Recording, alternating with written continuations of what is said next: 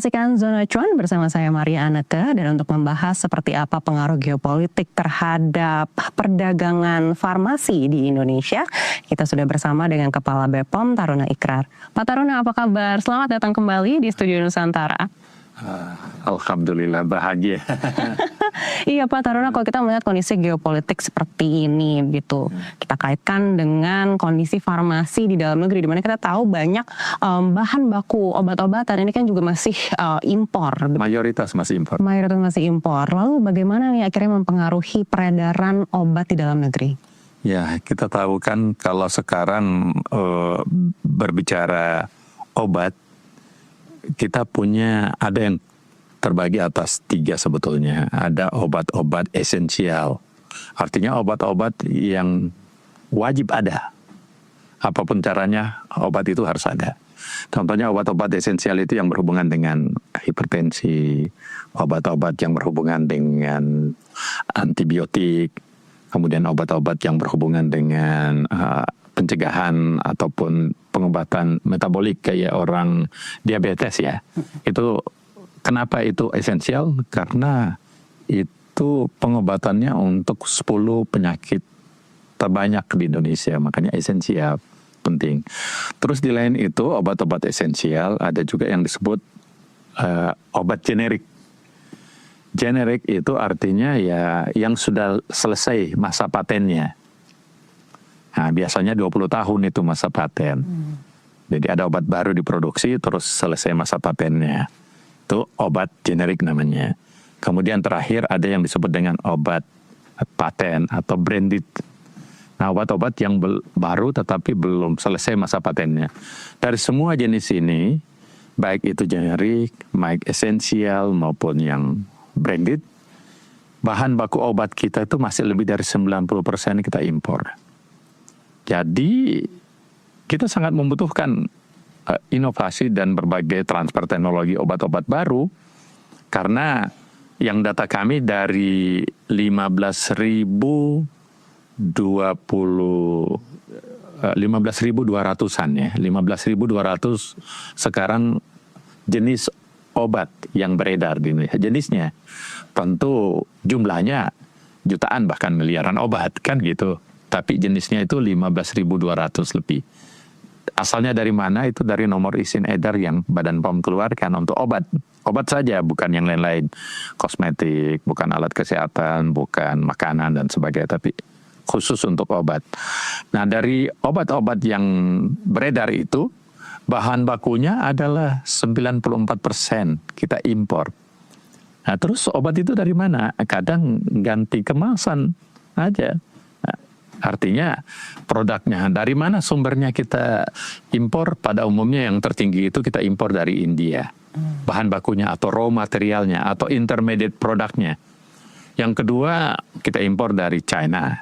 Kemudian yang ketiga yang cukup tinggi kita impor dari Belanda, impor dari Switzerland, kemudian dari Amerika. Kalau dari Amerika pada umumnya obat-obat baru yang advance. Itu yang kita impor bahan bakunya. Nah, berarti cuma ada 6% yang kita produksi dalam negeri. Dari 6% itu cuma ada sekarang bahan baku itu cuma ada 42 jenis yang kita produksi di industri farmasi kita. Industri farmasi kita terbagi 2. Ada yang disebut industri farmasi untuk produksi. Itu jumlahnya yang punya manufacturing itu 272. Dan 80%-nya adalah industri dalam negeri, 20%-nya itu multinasional. Nah, perusahaan besar farmasi, PBF, itu bisa juga mengimpor produk dan mendistribusikannya. Itu jumlahnya 3.009 perusahaan besar farmasi. Nah, dari semua ini, apakah itu obat yang kita produksi di dalam negeri, maupun yang tidak diproduksi di dalam negeri, bahan bakunya masih 94%. Jadi dengan konteks seperti ini, kebutuhan obat kita sangat-sangat penting untuk diperbaiki ya. Nah, dalam konteks itulah maka di program saya sebagai Kepala Badan POM khusus untuk obat, kita punya 5 strategi supaya ketergantungan obat ini kan berarti 90 lebih persen kita punya ketergantungan obat ke negara lain. Sementara obat ini kan adalah bagian yang sangat penting, bahkan kadang lebih penting dari makanan. Urgent ya Pak? Ya, urgent kan? Contohnya misalnya kalau kita terjadi konflik dengan negara pengimpor, terus dia blok, dia produk-produknya dia tidak kirim ke kita. Itu kan bisa terbayangkan banyak masyarakat kita, rakyat kita yang membutuhkan itu jatuh sakit, bahkan meninggal kan, karena esensial betul. Artinya kita di posisi yang tidak begitu kuat ya Pak, jika kita sangat bergantung dengan negara-negara lain. Tapi Bapak tadi sampaikan dari 94% itu mayoritas dari India dan China. Artinya kalau memang saat ini sedang ada konflik di Timur Tengah, sebenarnya tidak terlalu berpengaruh ya, karena jarak ke India dan China ini kan relatif lebih dekat. Iya, hanya kita harus paham, obat agak sedikit beda dengan produk lain. Kayak produk pangan itu kan substitusinya mudah. Apa itu substitusi? Misalnya kalau taruhlah kalau dari global sistem Badan POM yang kita kelola dalam setiap tahun itu obat, makanan, suplemen, kosmetik, alat kesehatan dan sebagainya itu kurang lebih 6.000 triliun. Karena itu termaktub dari 1,2 juta sertifikat yang Badan POM keluarkan. Dan itu revenue-nya dari industri yang jumlahnya jutaan, industri di bawah kami. Nah, balik ke obat saja dibanding makanan ya. Kalau makanan, misalnya tiba-tiba gandum di stop. Bahan bakunya gandum. Orang masih bisa punya alternatif. Ganti tepung tapioka, tepung beras, atau lain-lainnya kan.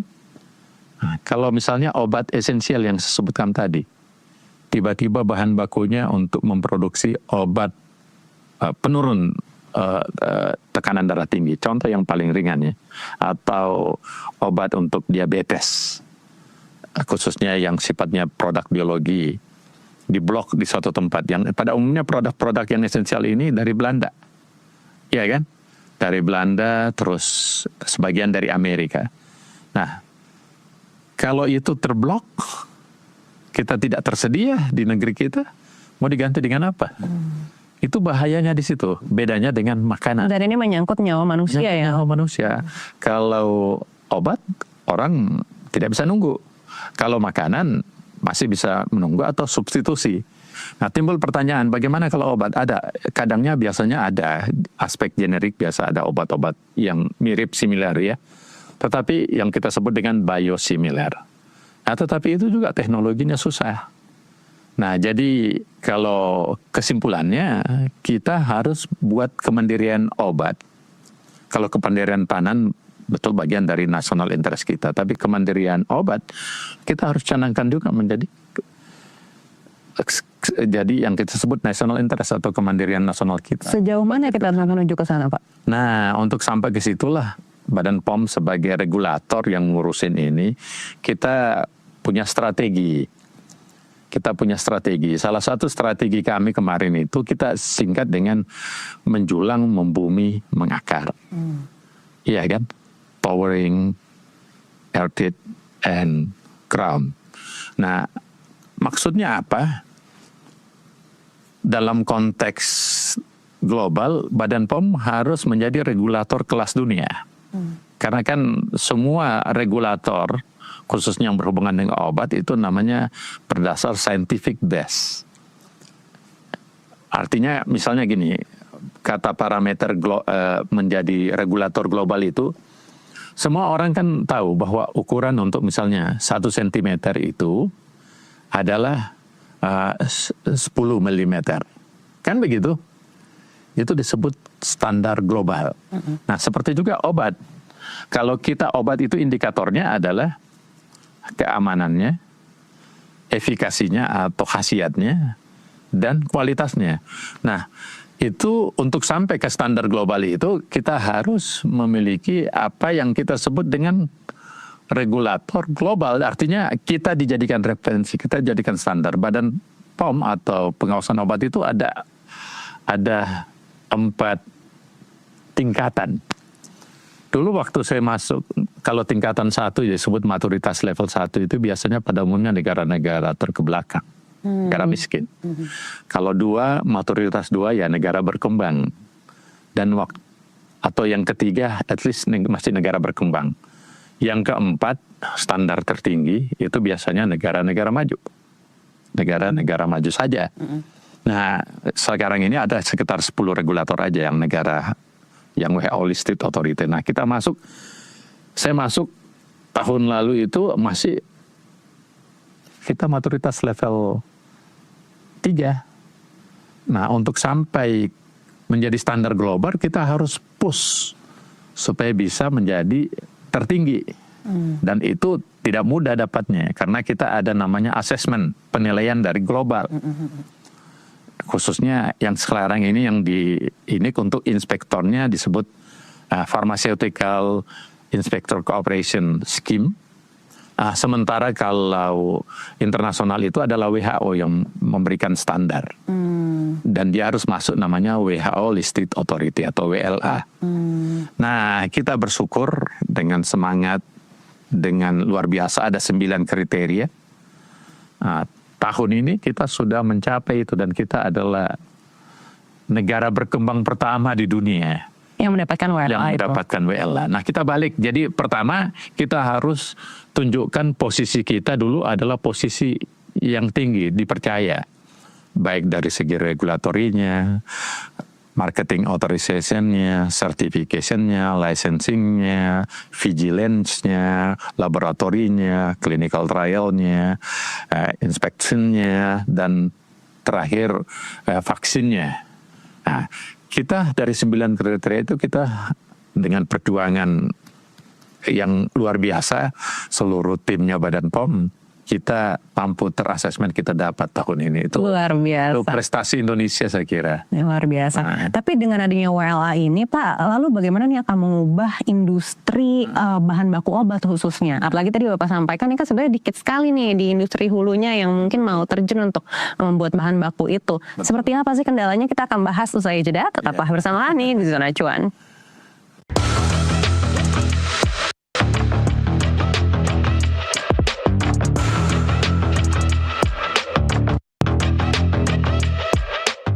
Anda kembali lagi di Zona Cuan, masih bersama saya Maria Aneka, dan saya juga masih bersama dengan Taruna Ikrar, Kepala BPOM.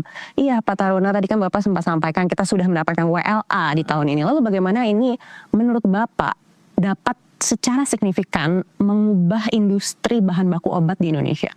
Iya. Yang kedua tentu tidak bisa dipungkiri harus transfer teknologi. Tidak bisa kita hanya menunggu seperti sekarang, kita hanya jadi pasar. Itu kan artinya Indonesia ini cuma rakyat kita 286 juta. Dan akan meningkat 20 tahun mendatang, kita sudah menjadi penduduk terbesar ketiga di dunia. Kita transfer teknologi ini dalam arti mesin atau seperti apa Pak? Transfer teknologi itu bedanya obat dengan pangan itu, kalau pangan itu bisa teknologi yang ini. Tapi kalau obat itu agak sedikit berat. Kenapa berat? Karena riset developmentnya panjang. Nah, transfer yang strategi kedua tentu adalah transfer teknologi.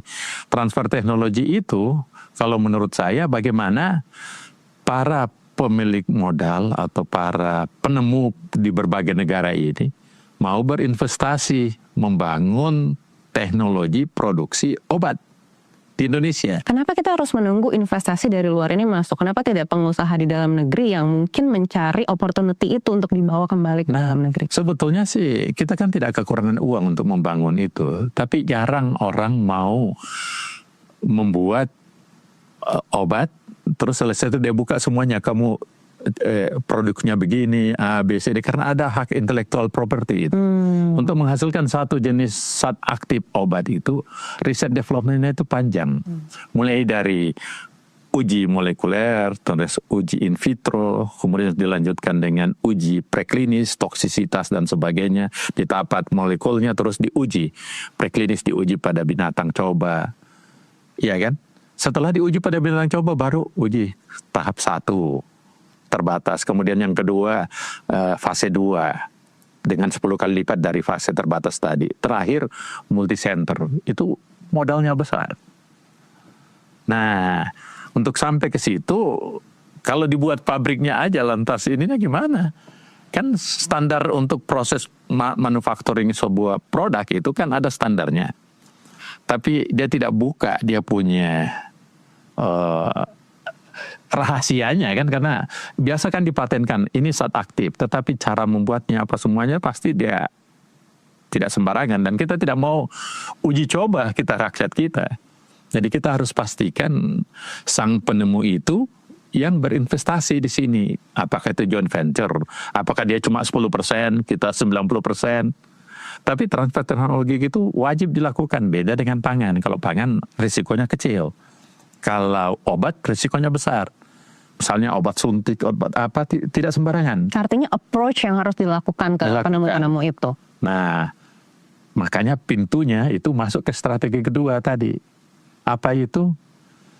Kita kalau mau mulai dari uji klinis, uji preklinis, uji in vitro, uji pada molekuler, itu terlalu panjang dan tidak tahu kapan selesainya. Nah, kita selalu masuk ke endingnya aja, yang disebut penelitian riset development, yang itu uji klinis tahap terakhir. Itu yang saya sekarang buka lebar-lebar untuk melakukan uji klinis di Indonesia. Nah, kalau dia melakukan uji klinis, maka kita bagian dari penelitian itu sebelum dia dapat izin edar. Sehingga dengan demikian itu menjadi hak kita juga. Jadi nanti obat-obat baru ini atau obat-obat yang sudah ada itu bisa bermanifestasi sehingga lebih cepat. Wah, ini harus dijelaskan dulu nih Pak, karena takut membuat masyarakat nih yang awam jadi agak bingung gitu. Karena tadi Bapak sampaikan uji klinis gitu kan. Lalu seperti apa bentuk uji klinisnya ini? Itu khususnya untuk obat-obat baru saya kira. Obat-obat baru. Kalau obat-obat yang sudah generik, yang sudah lama, kita bagusnya dia berinvestasi aja di sini. Terus dia kembangkan. Nah, caranya tentu dari pihak pemerintah adalah selain mempromosikan, perlu ada kepercayaan, trust. Nah, salah satunya tadi ada manfaat WLA itu. Kalau WHO Listed Authority berarti keuntungannya itu kan Badan POM sudah setingkat seperti Badan POM-nya Amerika. Sudah setingkat dengan regulatorinya Inggris. Regulatorinya Eropa yang jumlahnya 27 negara. Regulatorinya Jepang, regulatorinya Kanada. Kita kan sudah setingkat. Apa artinya? Kita jadi referensi. Standar kita dipakai oleh seluruh dunia. Baik oleh negara maju, apalagi negara berkembang dan negara terbelakang. Pasti pakai kita punya. Nah, dengan cara begitu, maka simpelnya kita jadi referensi. Obat-obat yang sudah ada di Amerika, misalnya, lewat sistem reference, dia tidak perlu berproses terlalu lama untuk mendapat izin edar. Oh, ini menarik juga. Apalagi kita tahu di dalam negeri ini kan kita kuat dengan pengobatan seperti jamu, pengobatan tradisional. Apakah ke depannya pengobatan seperti ini, obat-obatan tradisional ini nantinya bisa diekspor juga dengan standar yang sama? Sebetulnya begini, bicara obat beda itu obat tradisional yang herbal dengan obat kimia. Kalau obat kimia itu molekulernya lebih spesifik, lebih precise, lebih akurat untuk mengobati. Misalnya kalau kita mau menggunakan misalnya obat tradisional itu biasanya dari bawang putih. Bawang putih itu adalah salah satu kandungan yang bisa menurunkan tekanan darah. Tapi itu butuh waktu, proses. Tapi kalau kita kasih misalnya turunan amlodipin, dia akan langsung reseptornya pada pembuluh darah, di alfa reseptor pembuluh darah kita, dia cepat melebar. Jadi langsung dengan hitungan 15 sampai 10 menit sudah terasa efeknya. Itu bedanya. Jadi, tapi kita akan bahas nanti, itu bagian dari strategi juga. Bagaimana obat-obat tradisional kita bisa kembangkan. Nah, jadi yang pertama tentu tadi kita strateginya WLA kita perkuat dan kita sudah dapat. Sehingga targetnya kita jadi referensi, itu yang kedua. Yang ketiga transfer teknologi, yang keempat uji klinis. Nah, tentu yang terakhir yang paling penting, karena kan impor obat itu dibagi atas 3. Dia impor obat raw materialnya aja, bahan bakunya. Yang kedua dia impor intermediate-nya, artinya barang setengah jadi. Dan yang terakhir, impor barang jadinya aja. Ada 3. Nah, kita ada sekitar 94% itu kalau diakumulasi itu adalah ketiga-tiganya ini. Dan baik intermediate-nya dan sebagainya. Nah, dalam konteks itulah maka yang kelima strategi kita adalah bagaimana untuk obat-obat kimia ini, kalau apakah dia mau tanam investasinya di Indonesia, apakah dia cuma mau kirim barang bakunya, apakah dia hanya mau kirim ekspor barang setengah jadinya atau barang jadinya, maka tentu itu kan perlu kepercayaan. Dan kita tahu investasi asing, apakah itu dia mau jual ataupun dia mau bangun di ini, dia perlu kepercayaan, dia perlu trust, perlu kestabilan aturan, perlu ruang investasi bahwa dia pasti untung. Dan yang ketiga tentu dia berpikir bahwa produknya itu terserap. Kan begitu. Kalau terserap sepertinya dengan rakyat kita yang banyak ini bisa terserap ya Pak? Itu sudah besar kan. Kemudian yang kedua, yang paling penting juga bahwa dia tidak rugi kan. Itu dia perlu hitung. Jadi dia hitung daya beli. Tidak ada orang mau berinvestasi kalau dia akan untung, kecuali charity. Pada saat COVID kemarin kan ada dari Pfizer nyumbang berapa juta, tapi itu karena kondisi darurat. Tidak bisa dibandingkan. Yang dibandingkan. Kalau dalam kondisi normal, semua industri di seluruh dunia itu inginnya untung. Nah, pemerintah harus memsiapkan kondisi itu sehingga mereka bisa ikhlas dan mau dan tertarik untuk melakukan investasi. Dan salah satu caranya Badan POM yang melakukan itu, pertama kita tahu biaya produksi itu mahal. Biaya produksi mahal. Nah, tentu Badan POM selama ini kalau untuk obat-obat baru, dulunya itu 300 hari kerja. Tambah hari libur itu 1,5 tahun. Itu timeline kita untuk mengesahkan obat-obat baru itu. Di bawah kepemimpinan saya potong, cukup 90 hari aja. 90 hari. Tapi artinya apakah ada proses yang dipangkas? Proses yang mungkin juga penting? Tidak dipangkas. Karena kita tidak mungkin menurunkan standar. Dan kita sudah lakukan uji coba selama setahun, ternyata rata-ratanya kita mampu sahkan obat-obat baru itu cuma 58 hari. Metode seperti apa Pak yang dilakukan? Nah, salah satu caranya begini. Kemarin itu untuk menilai suatu produk baru, itu kan ada tim evaluasi obat nasional, ada komite, Komnasnya, komite nasional. Itu dulu jumlahnya cuma 12 orang. Saya tingkatkan jumlah evaluatornya jadi 128 orang. Wow, penambahan SDM artinya ya Pak ya? 10 kali lipat. Karena selama ini kan SDM ini kan harus lembaga independen, biasanya dari kampus. Kita tidak bisa paksakan, kamu berapa? Dia maksimal 1 kali bersidang 5 obat. Sementara yang masuk biasa ribuan. Untuk mau didapatkan nomor registrasi. Jadi dengan menambah jumlah ini, bottleneck-nya di situ kemarin. Yang kedua tentu sistem kita semuanya sudah sistem digital. Kita rubah dulu masih manual. Kemudian yang terakhir, tentu sebagian kita ada bantuan artificial intelligence sistemnya. Nah, tapi yang paling penting kan behind the system, yaitu orang-orangnya. Kita harus kasih mereka semangat, kasih mereka tekad kerja. Nah, saya bersyukur teman-teman Badan POM bisa kadang kerjanya overtime selalu, tapi mereka senang kerja dan ini. Artinya dengan demikian 3 strategi itu kita mampu memotong yang dulunya rata-rata 1,5 tahun menjadi hanya sekitar 2 bulan untuk obat-obat baru. Itu salah satu hal yang baru yang ternyata itu juga yang membuat kita bisa dapat WLA, karena ini termasuk penilaian kemarin. Dianggap ada tekad untuk melakukan perubahan. Jadi saling sambung menyambung. Kalau ini terjadi, bayangin kalau misalnya industri lain itu ngirim ke Indonesia misalnya, dia produksi, kan ada masa expire-nya. Dia misalnya kirim 100.000 ampul, ini contoh ya, ke Indonesia. Kan baru selesai itu baru kita kasih lotnya, ditambah kita keluarkan nomor izin edar. Dan itu ada yang masa berlakunya 2 tahun, ada yang berlaku 3 tahun. Pada saat dia kirim ke Indonesia lantas dia 1,5 tahun lebih dia dapatkan nomor izin edarnya, berarti ada 1,5 tahun dia kehilangan waktu untuk menjual.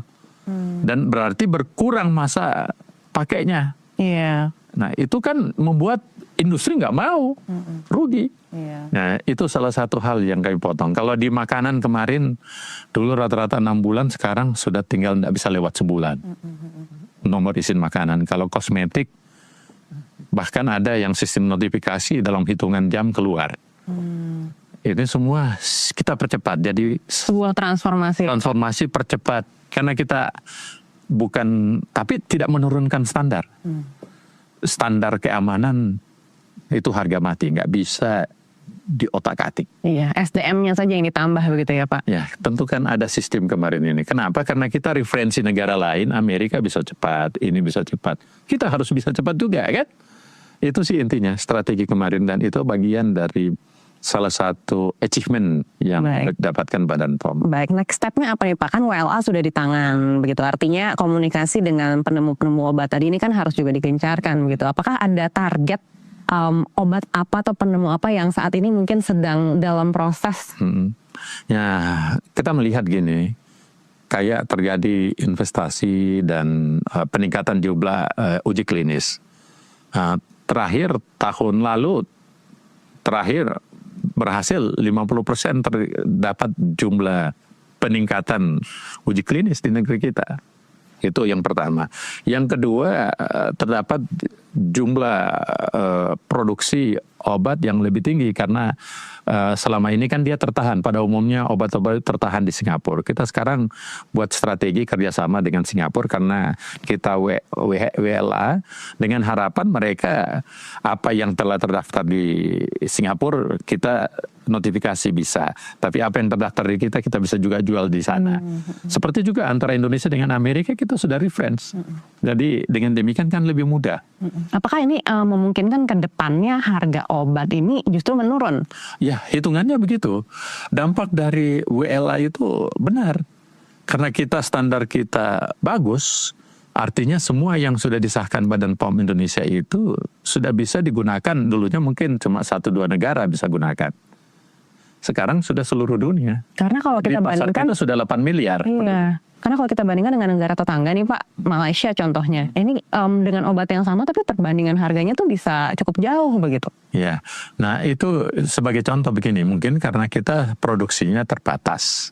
Sehingga kan gitu, kalau permintaan tinggi, produksi Mekanisme pasar saja gitu ya. pasar akan menyebabkan harga naik. Sama nanti ini kan minyak bumi naik. Karena pasokan di stop, kita kekurangan, harga naik. Kan begitu, sama dengan obat. Hanya untuk obat kita buat strategi yang lebih spesifik. Kita putuskan harus ada harga eceran tertinggi. Jangan lewat dari harga ecerannya itu. Supaya kita kayak kerang jangan terlalu banyak untung loh. Kan begitu. Tetapi di lain sisi juga kita buat strategi baru dengan WLA tadi karena kita kepercayaan obat itu adalah trust. Kalau orang tidak percaya sama obat, orang datang ke dokter, selesai itu dia percaya dokter, dia percaya obatnya, baru dia minum, dia sembuh kan.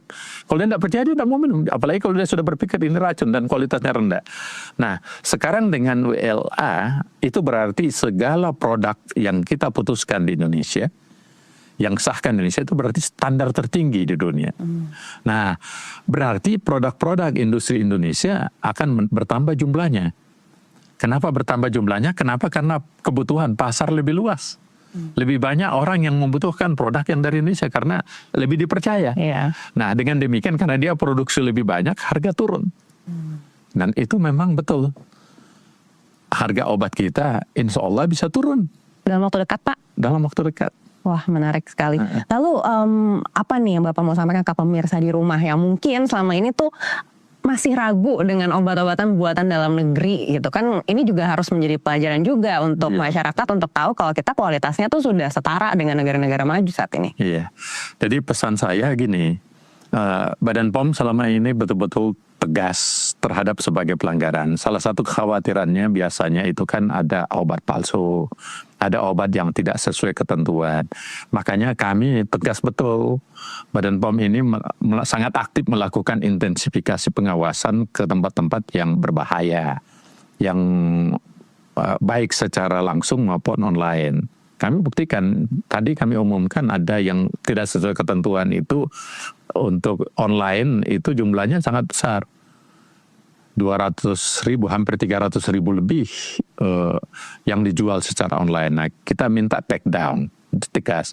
Terus yang produk-produk yang tidak sesuai ketentuan, tidak punya nomor izin dan sebagainya, kita tuntut mulai dari pencabutan izin, kita putuskan hukuman berupa penalti, denda, hingga kita akan putuskan mereka masuk penjara. Ada, karena kita mau tegas. Nah, kenapa apa hubungannya dengan tadi? Karena obat itu adalah kepercayaan. Nah, kalau dia percaya, maka aspeknya itu dia bisa lebih cepat sembuh. Nah, tapi kalau dia sudah skeptis, susah sembuhnya. Iya kan? Nah, yang kedua, tentu dengan keyakinan seperti itu, maka obat-obatan ini bisa samakan sampai ke masyarakat. Karena kualitas obat itu ditentukan oleh regulatornya. Regulatornya adalah Badan POM. Badan POM sudah setingkat dengan standar tertinggi di dunia. Artinya, jangan takut.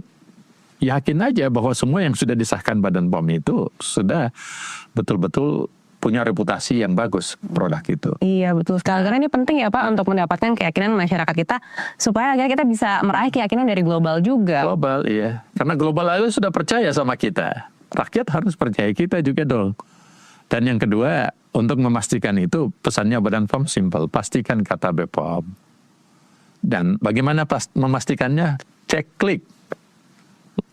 Kemasannya dipastikan, kan kemasan obat itu pastikan ini kemasan asli atau palsu, kan ada contohnya. Kemudian yang kedua, labelnya. Di labelnya itu ada label-label spesifik yang memang disahkan oleh Badan POM. Kemudian yang ketiga, nomor izin edarnya. Kita pakai barcode biasanya. Jadi kalau nggak ada barcode-nya ya diragukan itu. Dan yang terakhir, obat juga adalah produk yang ada masa kadaluarsanya, pastikan belum habis kadaluarsanya.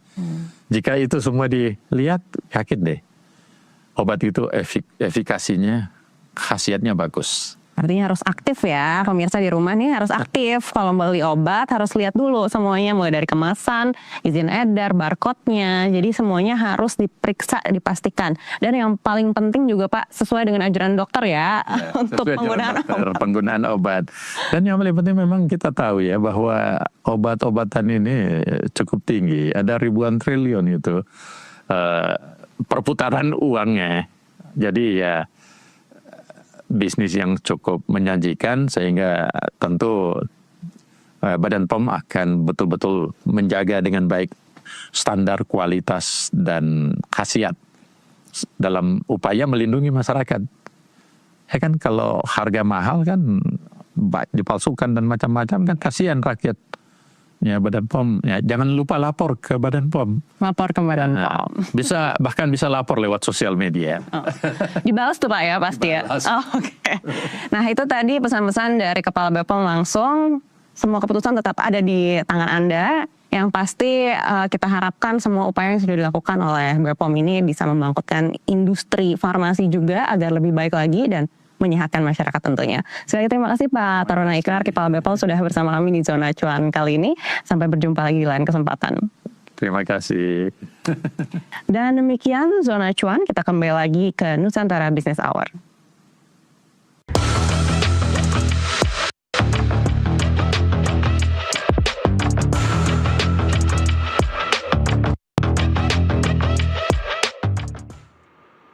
Diskusi tadi menutup Nusantara Business Hour. Bisnis bukan sekedar tentang keuntungan, tetapi juga membangun nilai, menciptakan dampak dan bertumbuh bersama menuju masa depan yang lebih baik. Saya Ayu Pratiwi.